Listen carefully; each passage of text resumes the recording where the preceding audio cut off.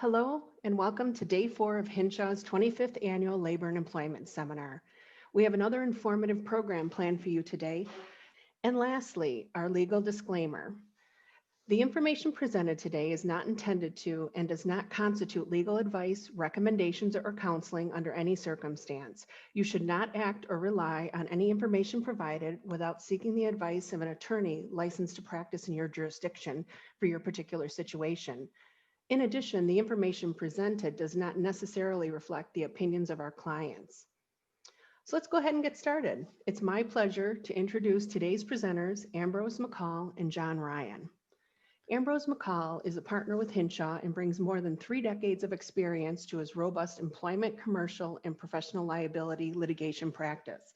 His clients, who include insurers, professionals, businesses, law firms, and governmental entities throughout Illinois, appreciate his commitment to help them succeed personally and in business. In the field of labor and employment, Ambrose defends employers in a broad spectrum of employment issues. He has represented clients in cases involving civil rights, cybersecurity, including claims arising out of the Illinois Biometric Information Privacy Act, or BIPA, discrimination, harassment, and retaliation, as well as restrictive covenant, wage and hour, workplace tort, and whistleblower claims. John Ryan is a partner with Hinshaw, and his litigation practice includes defending his clients against a variety of state and federal statutory claims. He litigates both individual claims and class actions in state and federal courts.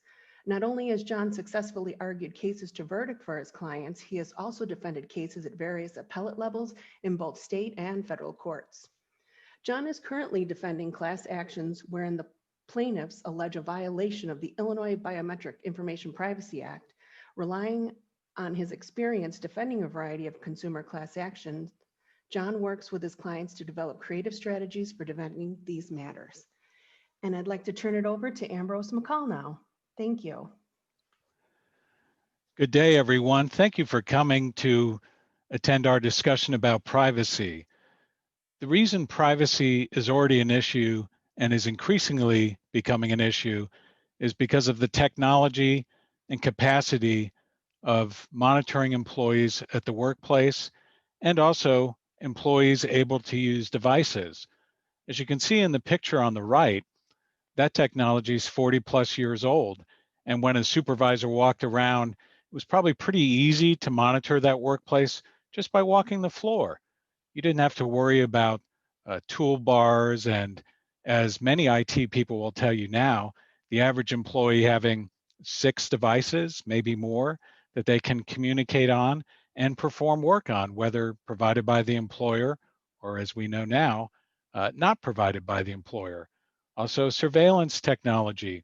We're way beyond the old video cameras that people used to make home movies with to all kinds of devices that can conduct multiple types of surveillance. In fact, now with remote employment, anyone who looks up on any of the search engines will find an enormous number of software packages that are pitched to employers or to businesses as measurement devices of productivity that even get down into the keystrokes, the GPS location data, and provide efficiency graphs on how many hours an employee, whether hourly or not, is actually performing work on their Word documents, their Excel spreadsheets, their PowerPoint presentations, or all kinds of software data packages. So now we're getting into micro granular bits of measuring employees at the workplace. And the reason we're having this discussion today is our suggestion is that anyone trying to navigate the ever-shifting terrain of these technology devices, the software, as well as the rules and regulations and laws that are coming at businesses from every direction, need a guide, and probably need, in all reality, more than one guide, not just counsel on employment situations, but also some IT consultants and a group of people who can assess the measures that are being taken. Before we get into the current situation in 2020, I bring up the EEOC and Federal Trade Commission guidelines because they were published 6 years ago in 2014, and they were directed at employers conducting searches on their own to try to screen applicants and employees.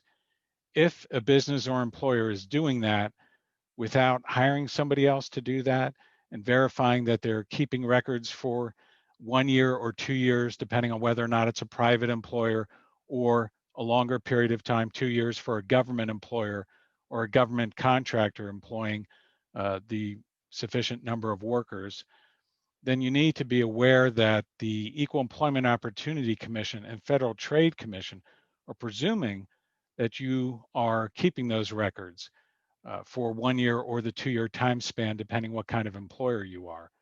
The Federal Trade Commission also wants to make sure that you've obtained the proper written consents and disclosures of your social media searches, particularly if you hire an outside firm.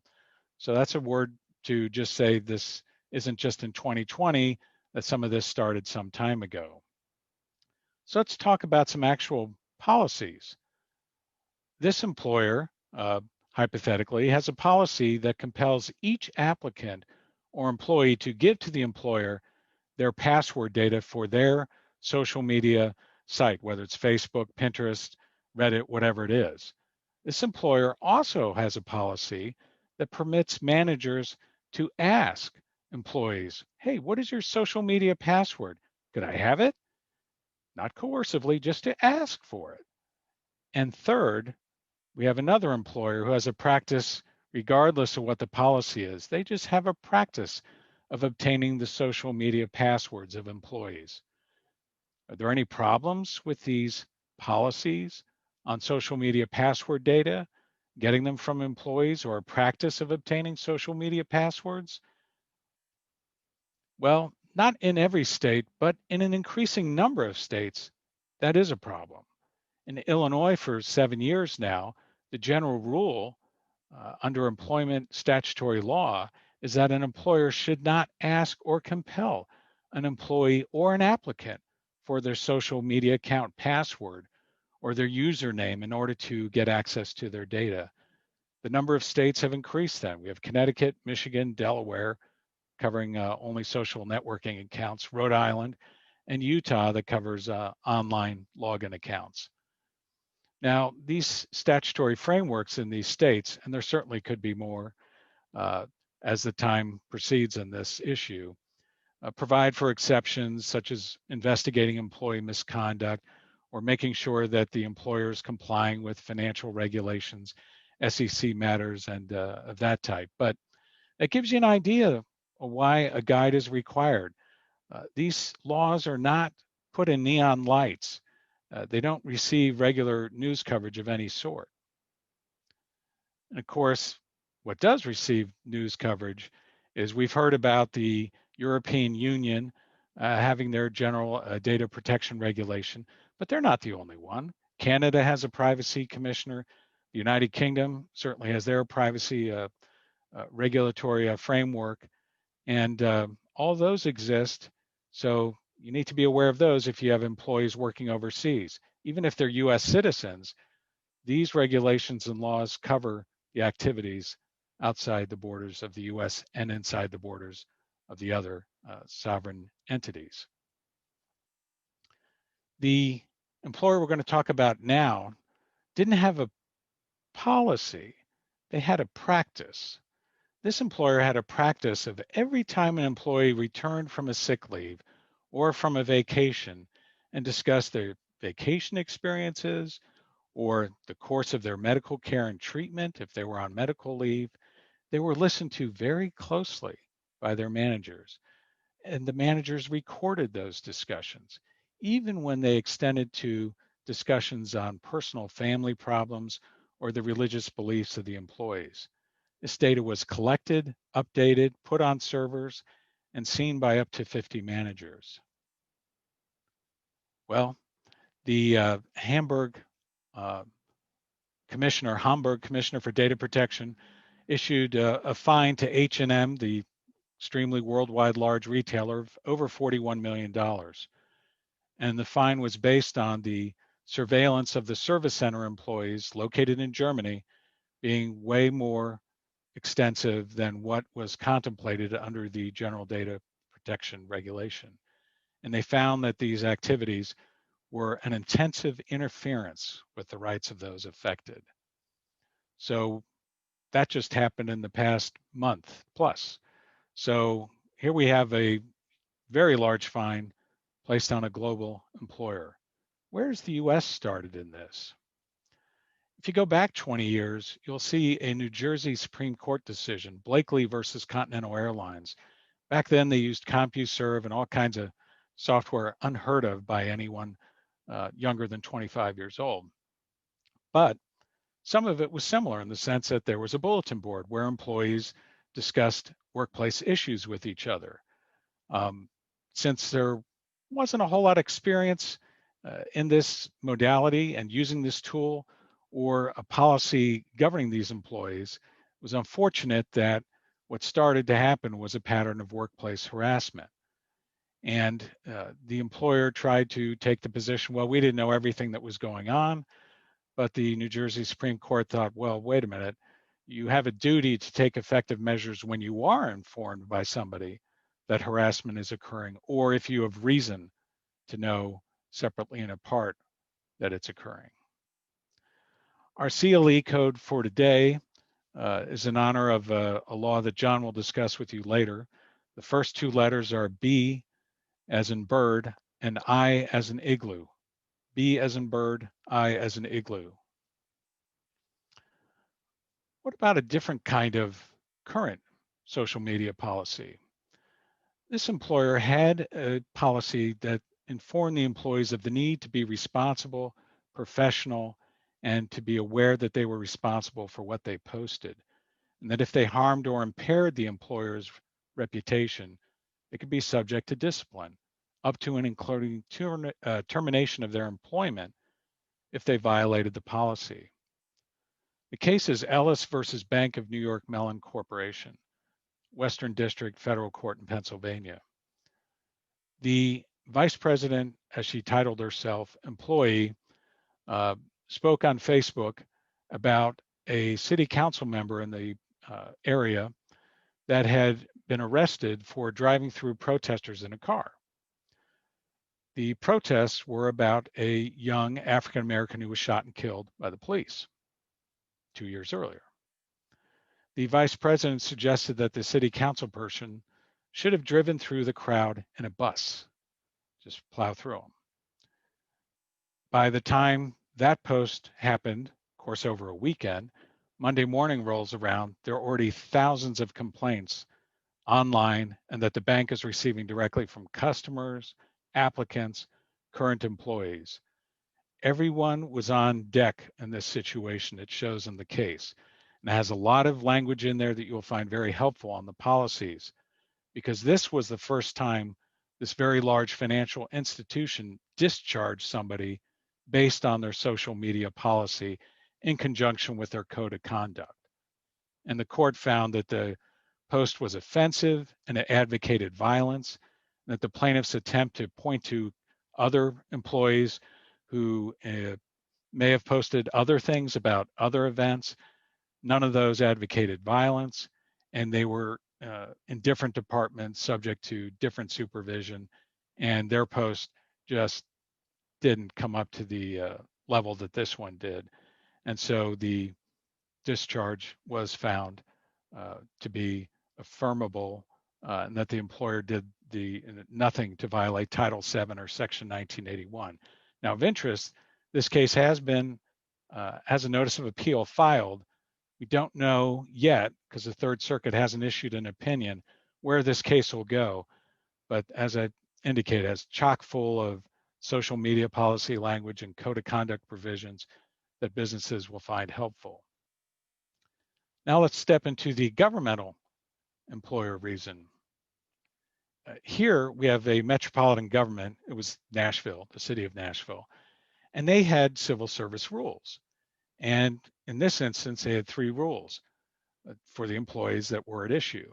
One was, please don't conduct yourself in a way that's going to reflect poorly on us, the metropolitan government. Second, please don't conduct yourself in a way that would be unbecoming And there are examples given of how you could do that.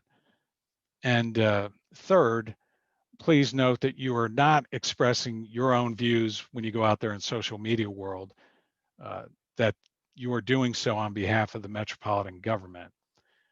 Here it was a 911 employee who apparently stayed up until 3:40 the night of the election in 2016 and made comments online publicly, not in a private space on Facebook, publicly, that used the worst racial slur we know about in America, describing a certain voter bloc. Since it's a 911 worker, of course, it's also connected to police, fire service, and every other major public service. And just like the private employer entity, the public entity, we're getting tons of complaints, problems within the workforce that had to be managed. They had to hire all kinds of people to counsel people and to provide diversity training. And so when that happened, the trial court actually weighed the evidence that even showed there was dissension at the workplace and found that, well, what was said wasn't so bad, and that the employer actually violated the First Amendment rights of the employee. The Sixth Circuit this month disagreed strongly and said that the trial court used the wrong Pickering analysis to balance all the factors and found that the evidence was overwhelming about the dissension that was caused by the comments that would affect the need for the forces to work together. Another part of privacy that is also going to come up increasingly involves recreational and medical use of marijuana. Many employers have screening policies. Those that don't, you may want to look into that because we know that that tide of state law change goes on and on. Here, the employer had a policy that required applicants and employees who were on leave for over 90 days to submit to a drug test. The employee came in, had an expired medical marijuana card, said she would be recertified at the next doctor appointment. Well, of course, she tested positive, and the employer thought, well, you don't have a valid medical marijuana card. You're discharged on your return from leave because you have no basis to be using medical marijuana in our eyes. Now, unfortunately for the employer, the doctor for the employee had written to the employer saying, I've already prescribed a month's worth of medical marijuana for use. The patient employee was going to be recertified, and she actually was recertified on the day of her termination. And the doctor also told the employer the medical marijuana would stay in the system of the employer for 2 months. The case went to the federal court in Pennsylvania in the Western District, and they predicted that the state Supreme Court in Pennsylvania would find a private right of action under the Pennsylvania Medical Marijuana Act that would protect the employee from being discharged, having been certified and recertified for use of medical marijuana. So that case continues. Now, other states have different formats. Illinois, for example, you have to file certain kinds of procedures, but something to be aware of, that be very careful when you're dealing with folks who either have a right to recreational use of marijuana or medical marijuana. The district court in Pennsylvania was not alone. It cited decisions from Arizona, Delaware, Connecticut, and Rhode Island that found a similar right of action available to employees in their states. So it's not just Hotel California anymore by any means. Other states treat it very differently. Ohio has a law that does not protect employees who test positive for marijuana, even if they're lawful users of medical marijuana. So in a case that went to arbitration that's reported, the ZF Active matter, the company's 10-day suspension of the employee who tested positive was upheld. And the arbitrator made it clear that the decision wasn't solely relying and sometimes maybe not referring to the Ohio law, but why mention it in the decision? Because it protects the employers. Here's another thing to keep aware of too when it comes to privacy: email policies. Here, an employer had a policy that strictly prohibited employees from using the email system to engage in activities with organizations not doing business with the employer of a personal nature. Those type of emails were also prohibited, as well as distributing or storing solicitations. Nobody likes solicitations, right, through the workplace email system. That type of policy is what gets the attention of the National Labor Relations Board. They upheld the electronic communications policy in September in the Purple Communications decision, but they found at that time that the employer unlawfully applied its communications policy so as to restrict employees' Section 7 rights to talk about terms and conditions of employment. So what happened then? Well, the National Labor Relations Board cited Caesars Entertainment. Caesars Entertainment is the big decision from 2019 that says an employer does not violate the National Labor Relations Act by restricting the non-business use of its IT resources, as long as employees are not deprived of any reasonable means of communicating with each other. Of course, it used to be over the water cooler. Now it's through the IT system. And so that standard was being looked at. Then the National Labor Relations Board came back this month with a second supplemental decision. So you can see how hard it is even for the agencies to deal with these issues. And they found, wait a minute, there really wasn't any evidence that the employees lacked access to communicate with each other. Hello, probably a digital photograph of all of them holding their own phones or other devices and texting each other and messaging each other on websites. So the board found the employer did not violate Section 8A1 by maintaining its electronic communications policy. And just to keep on track, the next two letters of our CLE code are P as in pest and A as in apple, which spell out BIPA, B-I-P-A, which we'll get to in a little bit later in our presentation. Another privacy regulation to keep in mind is the Genetic Information Non-Disclosure Act, GINA. GINA can be violated even when employers are trying and not violating GINA themselves. If they hire an outside physician who adds to an OSHA, an evaluation form, their own question about family history of heart disease, it might get sideways. And that's what happened in this Lee versus City of Moraine case from 2015. The employer didn't qualify for the wellness exception. There was no voluntary authorization form signed by the employee. And there's a regulation even on point that says the employer has to tell health providers, third parties, not to collect genetic data.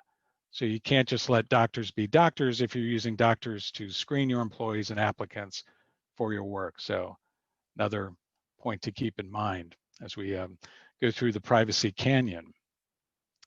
Now we will go out west because at this point, we need to be aware that beyond all the regulatory laws and regulations California has about social media and data usage, they have a lot of case law out there that recognizes privacy as a right under its state constitution. Autonomy privacy is what they call it. It's been in effect a long time out there. And it's about people having the right to their own personal decisions and relations and observation without intrusion. So sometimes they have to decide whether a recognized privacy interest exists in a case. And a federal court recently held that the right protected an employee who was a manager who had a relationship with another management employee. Looks like they were at the same depth on the chart, not one above the other, same level. And the employee was saying that was the real reason she was being discharged, not because of violating a reimbursement policy. And the merits weren't determined, but the claim was allowed to proceed in the Howe versus Target Corp case in the Southern District of California. Also remember, their common law privacy torts have been around a long time that come out in different formats. We have unreasonable intrusion upon seclusion of another. Think drone flying over you. Second, appropriation of another's name of likeness. A lot of states have statutes about that if someone takes your photo and uses it to sell their product. Third, public disclosure of private facts.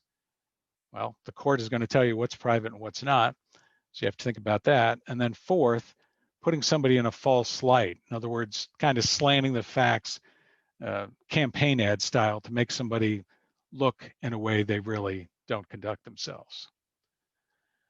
Simmons versus Yale University decided at the end of September involved a person who was head of cardiology at the Yale School of Medicine. And there was a sexual misconduct investigation, and this case doesn't involve whether or not that investigation was correct.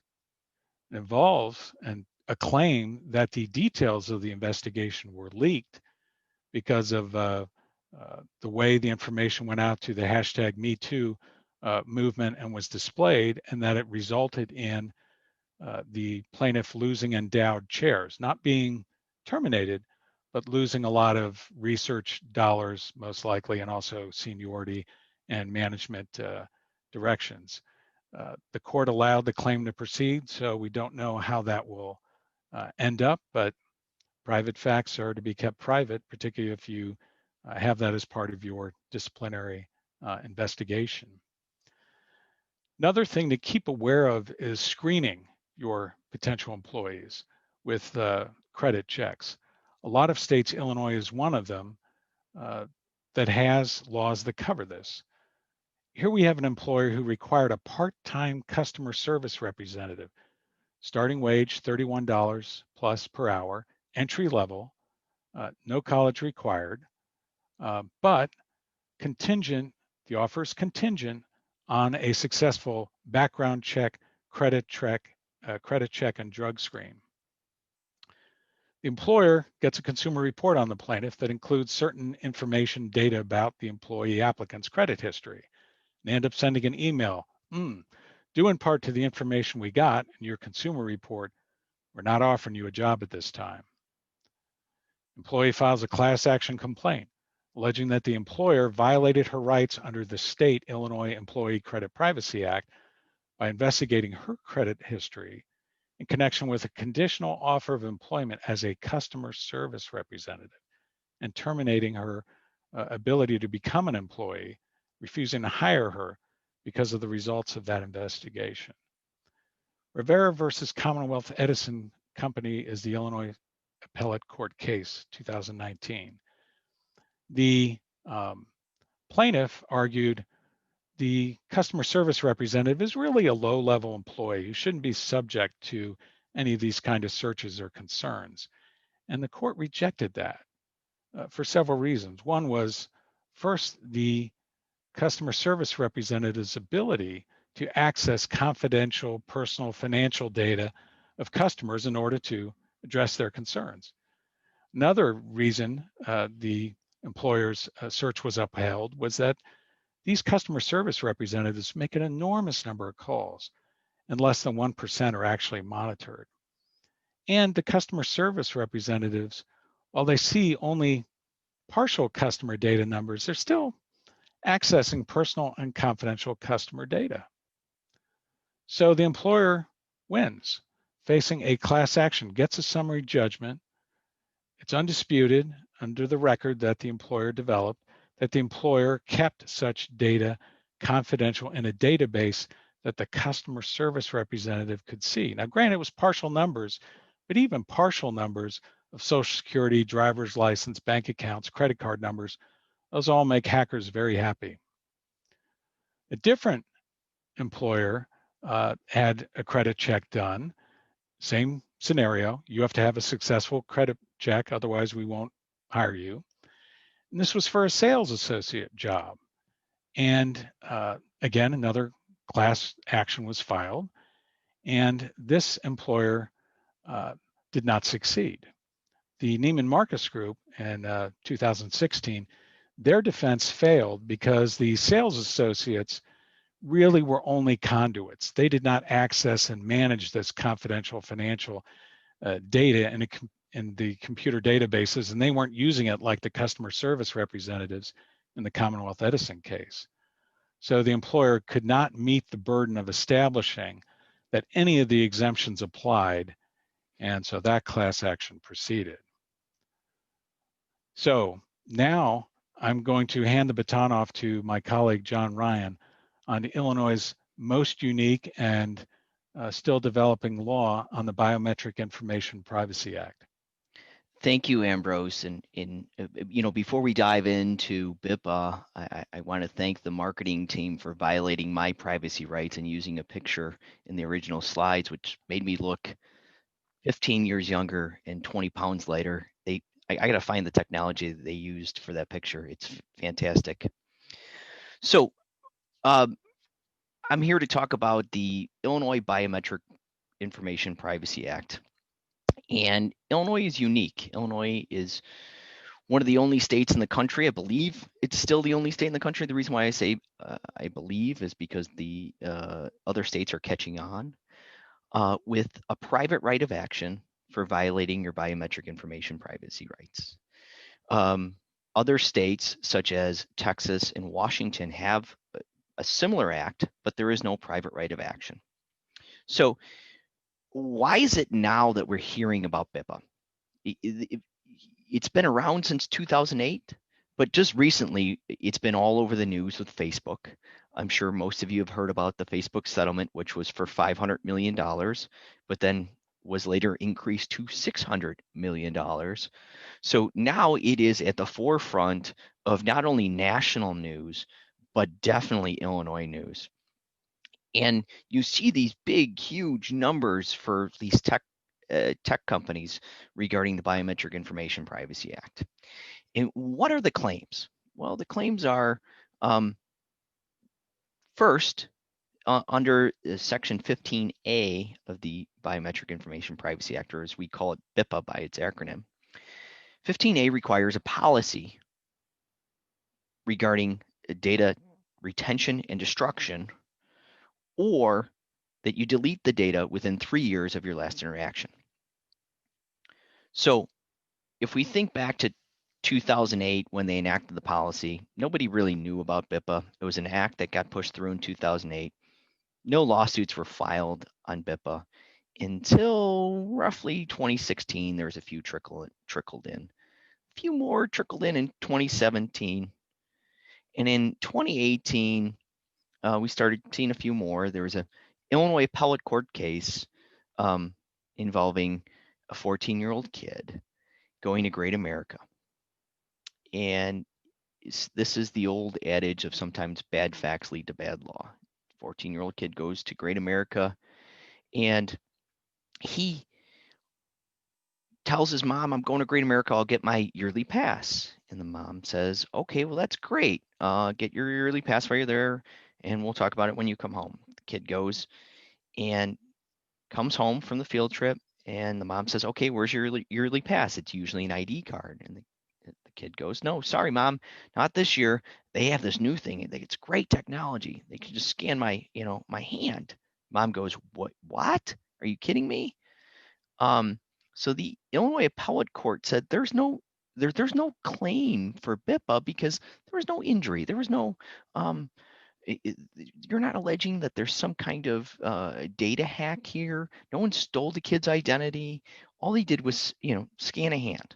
There's no claim here. Case goes up to the Illinois Supreme Court. Illinois Supreme Court says, yeah, under Section 20 of BIPA, it allows for aggrieved parties to assert a claim. And the court focused in on this phrase, any person that is aggrieved. And the court found that an aggrieved person means someone who has a claim against the defendant for a violation of the act.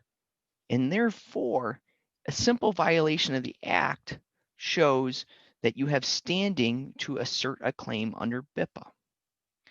And why is that important? Well, Section B and D requires a written release before you collect someone's, under Section 15B, requires a written release before you first collect, store, or use the biometric data. Section 15D requires a written release before you disclose it to a third party. So people were not getting a release, a written release. People did not have a BIPA policy in place. Nobody even really knew that BIPA was on the books. It was something that was enacted over a decade ago. So fast forward. Now we have this case on the books. It's Rosenbach versus Six Flags Great America. You don't need to show that you have an injury to be an aggrieved party. And what does the plaintiff get to seek? The plaintiff can seek $1,000 for each negligent violation or $5,000 for each willful violation, plus fees and costs. So are most of the defendants tech companies? Are most of the defendants entertainment companies? No, most of the defendants are actually employers. And the reason being is the employers started using new technology for timekeeping purposes, whether it be a hand scan or a finger scan. And the plaintiff's bar has jumped on that. And the plaintiff's bar says that these time clocks are biometric time clocks. And therefore, before an employer can use one of these biometric time clocks, they need to obtain an employee's written consent, or written release, excuse me, because BIPA uses the phrase written release. And so 90% of the flurry of BIPA litigation that has occurred post Rosenbach of 2019, in excess of 90%, the lawsuits are being filed against employers, either by current, more often than not, former employees. And they seek to represent both current employees and former employees who have ever used this time clock. So the question becomes, well, what do we know about the Biometric Information Privacy Act? What are our defenses? And the one thing that we know about BIPA is we are certain that there is uncertainty. It's a law that was enacted in 2008. There's not a lot of appellate authority on it. So the legislature, in enacting BIPA, do not provide us with an express statute of limitations. So the argument of what is the statute of limitations is now at the forefront of these cases. The employers have been arguing, and me defending the employers have been arguing, that the privacy statute of limitations should apply to the Biometric Information Privacy Act. It seems very logical that you would apply the privacy statute of limitations to an act that has the word privacy in it. Unfortunately, trial courts have been reluctant to apply the one-year privacy statute of limitations. Instead, trial courts have been finding that it's a 5-year statute of limitations. And the reason why they find that it's a 5-year statute of limitations is because it's a 5-year catch-all. The analysis as to why courts have find that the privacy statute of limitations does not apply to BIPA, it's all over the map. But their conclusion that a 5-year catch-all should apply has been relatively consistent. The issue, though, is now on appeal to the First District, and it's also on appeal to the Third District as to whether the privacy statute of limitations should apply to the Biometric Information Privacy Act. Hopefully, we get a good ruling from one of these appellate courts. The other argument that has been advanced by employers is, can an employee or former employee advance a class action claim in civil court, or is it barred by the Workers' Compensation Act?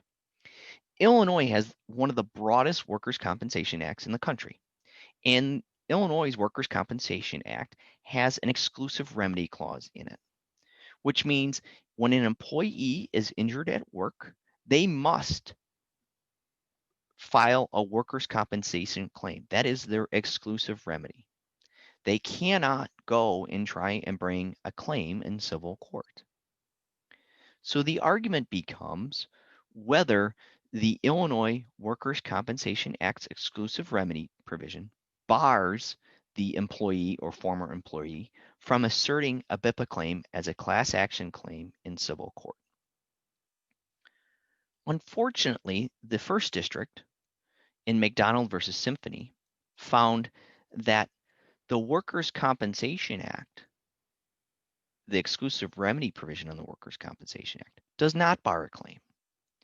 When you look at the opinion, though, it seems more like a policy decision than it is as a matter of law, because the court found that the Supreme Court in Folta developed a new exception, and that is whether a claim categorically falls within the Workers' Compensation Act or not. However, when you read Folta, Folta simply applied the mere historical analysis of all the Illinois Supreme Court decisions, wherein the court consistently has held that the broad workers' compensation exclusive remedy provision should be applied in every single context that has been presented to the Illinois Supreme Court.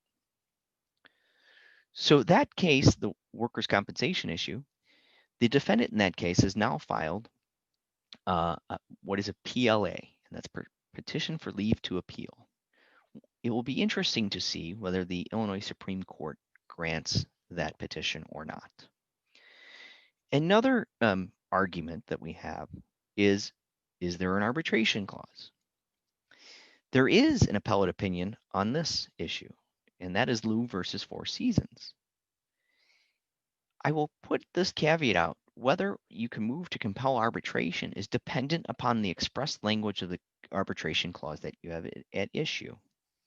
The appellate court in Liu found that the arbitration agreement between Four Seasons and its employees did not cover BIPA, because Four Seasons was trying to argue that the arbitration clause did govern BIPA based upon a wage and hour provision in its arbitration agreement. And the court rejected that because the court found that while they're using it as a time clock, a wage and hour claim is different than a BIPA claim. So some of the other arguments that have been relatively more successful is along the lines of an arbitration agreement is the employee subject to a collective bargaining agreement? In Miller versus Southwest Airlines, the Seventh Circuit found that the RLA preempts a BIPA claim. So what the plaintiff's lawyers had then tried to distinguish Miller on the basis that the LMRA Section 301 preemption analysis is different than an RLA preemption analysis. As we all know from the U.S. Supreme Court decision in Hawaiian Airlines, the U.S. Supreme Court has held that the preemption analysis under RLA and LMRA Section 301 is virtually identical. So where are we at with this CBA defense? In federal court, every single federal court judge in the Northern District of Illinois has applied Miller, whether it be under the RLA context or the LMRA Section 301 context, and has found that a BIPA claim is preempted by federal labor law, and therefore they have dismissed the complaint. There's starting to be a competing line of reasoning in state court, as some state court judges are finding that they are not bound by Miller because Miller was an RLA case and not an LMRA case, and therefore they find that the preemption analysis is different, and they find that they are not bound or need to or must provide deference to the federal court, district court, trial court decisions which have followed Miller. So that leaves us to, where is it going to go? Well, I suspect that one of the cases in the Northern District of Illinois on the LMRA Section 301 preemption will get to the Seventh Circuit, or one of the trial court decisions in state court is going to get to the First District or one of the other appellate districts in Illinois. Another argument that has been advanced is when you're looking at your handbook, in addition to whether there's an arbitration agreement, sometimes there's class action waiver agreements. That is extremely helpful here. And if there's a class action waiver agreement, then the plaintiff, the named employer, the named employee or former employee, cannot assert a claim on behalf of all current and former employees because they cannot bring a class action. And without the class action liability, your exposure goes from, $3,000 to potentially $15,000 a person, plus fees and cost, down to $3,000 to $15,000. I put a little caveat on there because in the damages provision, some plaintiffs' lawyers are advancing the idea that every time you clock in and clock out, it's a violation of BIPA. And therefore, per employee, each employee that clocks in and clocks out, it's almost like $1 million for the course of 1 year. There's an alternative argument, though, that the way Section 20 is structured, that you don't get statutory damages of automatically of $1,000, but rather the court should find that the court can award up to $1,000 in liquidated damages for a negligent claim. The reason being is Section 20 says a plaintiff or an aggrieved party shall have a private right of action and may recover the following. By using the word shall and may within half dozen words or a dozen words in the same section, there is an argument that the court shouldn't use statutory construction reasoning to say that someone should only be awarded up to $1,000 in liquidated damages. Again, another issue that has not gone up to the appellate court, just like the issue of whether or not these time clocks actually are governed by BIPA, hasn't gone up to the appellate court. And reason being is most of the cases are in their infancy, so we haven't gotten to judgment. We haven't gotten to expert discovery to explain why the time clocks are not governed by BIPA. Another argument that has been advanced is whether an exemption applies. BIPA has express listed exemptions. For example, one of the exemptions is, are you a government contractor? If you're a government contractor, so the company that performs janitorial services in the Daly Center might have the Daly Center in Cook County is the courthouse in Cook County, main courthouse in Chicago. And if their janitorial services is employed by the Cook County government and they have a time clock in the Daly Center, then they could be exempt from BIPA claims because they're a government contractor. Another exemption is whether they're covered by Gramm-Leach, the Gramm-Leach-Bliley Act. If you're covered by Gramm-Leach, then you could have an exemption under BIPA because, and the concept is, if you're covered by Gramm-Leach, you know how to maintain data. And since you know how to maintain data under Gramm-Leach, the Illinois legislature believed that you knew how to make sure that people's biometric data would not be susceptible to being disclosed to the wrong party. Those are the concepts behind the exemption. So if you take the exemption, people are using the exemption to create this constitutional argument. And the constitutional argument is whether or not BIPA constitutes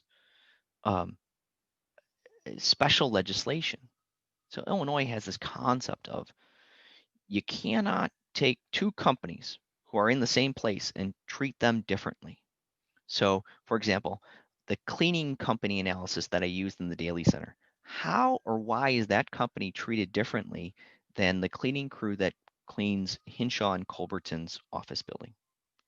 And you cannot if they cannot show a rational basis as to why BIPA treats those two companies differently, then BIPA is unconstitutional under the Illinois Constitution because it qualifies as special legislation. Where's all this going? What do we know? Well, what we do know right now, currently, is that the lawsuits keep on coming. BIPA lawsuits are still being filed to this day during this presentation. We also know that this is gaining traction well outside of Illinois. The politicians in Washington, D.C.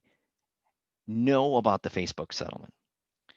And there's a bill pending right now in the U.S. Senate, which is modeled after Illinois' BIPA, which would apply nationally. If that bill does not pass, what you're likely going to see is other states jump on the bandwagon. We have seen other states like California try to enact a BIPA into their CCPA. We've seen New York have it in regards to, while it's not a private right of action in New York, have it regarding their employer regulations, New York City. So it's not going to stop with Illinois. In fact, Illinois is becoming the pedestal for the privacy. I don't know if we want to call them advocates or lobbyists. They're holding BIPA up as the gold standard. So while I offer no opinion on the gold standard analysis, I'm just merely explaining how the advocates, lobbyists, whatever you want to call them, are doing. And they're not going to stop at Washington, D.C. They're going to come to your state. They're going to lobby your state and say, look, BIPA was enacted in Illinois because there was a company called Pay by Touch that went bankrupt. And Pay by Touch had this technology that you can check out at your local grocery store, Whole Foods. You check out at Whole Foods using your finger, and that scan is linked to your credit card, and therefore you don't even need to take the credit card out of your pocket. You just use your finger. And so when that happened, Pay by Touch goes bankrupt. The lobbyists went down to Springfield, the capital of Illinois, and lobbied our legislature and said, you need to do something now. Because if you don't, what's going to happen is thousands upon thousands of Illinois citizens' biometric data and their financial information tied to that biometric data is going to be out in the dark web. It's pretty scary. And they use that fear to enact BIPA. So this is the whole concept of this presentation is privacy is ever evolving because our technology evolves, right? So what is going to be the next BIPA? You can't predict it. Nobody could have predicted BIPA to begin with. But how do you address it? You address it by hiring someone like Ambrose to try and give you broader defenses which have not necessarily pertinent to an exact BIPA claim. If you have policies regarding a class action waiver, if you get class action waiver agreements, that's great. If you can get arbitration agreements, that's great. Because the exposure of your case goes from, enormous down to an individual claim. It's not like it's not like your employees have to opt in when they file a consumer class action. Your employees are in the complaint if the court certifies the case as a class action. It's a misnomer of the law that in general understandings of how class action works, people think that they have to opt into a consumer class action. It's not necessarily true. So when you're updating, so class action waivers, arbitration agreements, employment contracts, and updating your handbooks. So the first three kind of fall into the third one of updating your handbooks. If you update your handbooks, you can catch the BIPA issue earlier, but you also might already have the class action waivers and arbitration agreements. Therefore, the concept of hiring an employment lawyer at this stage is an investment that you do not face with a large catastrophic class action case in the future. And with that concept, I'll let Ambrose chime in on updating handbooks and class waiver agreements and arbitration agreements. Well, John just put the flashlight on what needs to be done, which is no matter how current or old your policies are, you need to look at them again because there are just so many things that are going on in different dimensions and capacities. And before we go, I know there's some questions out there, and if I'm going to open up some of them. We're not giving any advice today, but if any employee brings you a snapshot of something that they've seen about anything involving the workplace, rest assured, I have sat in rooms with people from the National Labor Relations Board or other agencies. They say, go get it, because if the employer's put on notice of it, then they have to look on their policies and see what to do. As far as the cases I discussed earlier about the Facebook posts, those were all public, whether about the 2016 election or about the 2018 protests and the bad reaction by the city council person and the employee to that. A third question is about the medical marijuana case. The employee was not at work working under the influence and had the medical marijuana card expired. So whether or not the employee was under the influence at work was not an issue. Whereas in the Ohio case in the arbitration, the employee was at work. So whether or not that employee was under the influence was an issue.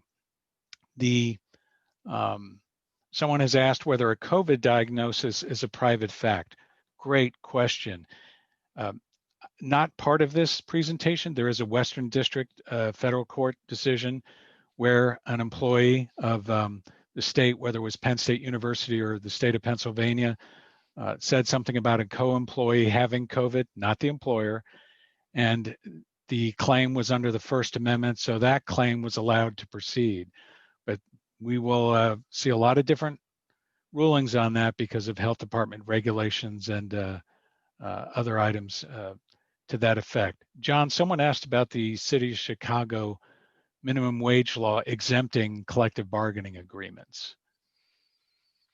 Not clear. Yeah, I'm not clear on that in terms of if they're asking whether the CBA would apply to BIPA under the City of Chicago. The answer, our argument is the answer is yes. The CBA defense would apply to a BIPA claim even in the City of Chicago. In regards to your COVID issue, there's also this concept of people mass screening for COVID, and while that is effective in a manufacturing facility to mass screen, I caution people to understand the technology that they're using, because if it takes a facial scan to identify someone whose temperature is high, then if you're taking a facial scan, then the technology could be affected by BIPA, meaning it could be covered by BIPA, and then you need to obtain written releases from your employees. And if it's medical information, you have to treat all medical information as confidential. So we are certainly open to it. Advice on tap, answering questions on privacy related to COVID-19. We structured this as a seminar to discuss privacy in all its facets and scopes, not just within one area of the health issue, but you can see with the Gina case that and other matters that health information needs to be treated as confidential. We certainly invite everyone to attend Advice on Tap. And the last two digits of the code is 20, BIPA, B-I-P-A 20, B as in bird, I as in igloo, P as in pest, A as in apple. Because you've made it to the end of our webinar and discussion of privacy, you've done great. And 20 is the number 20. And we'd certainly be glad to hear any questions or inquiries after this event as well. We really appreciate your time so much. And John, any final words with respect to BIPA that you want to impart? Yeah, I think that this, in terms of if you're an employer in Illinois, I highly recommend that you hire an employment lawyer to update your handbooks. If you're an employer outside of Illinois, I highly recommend that you obtain an employment lawyer to review your handbooks, because BIPA or some other form of it could be at your doorstep very soon.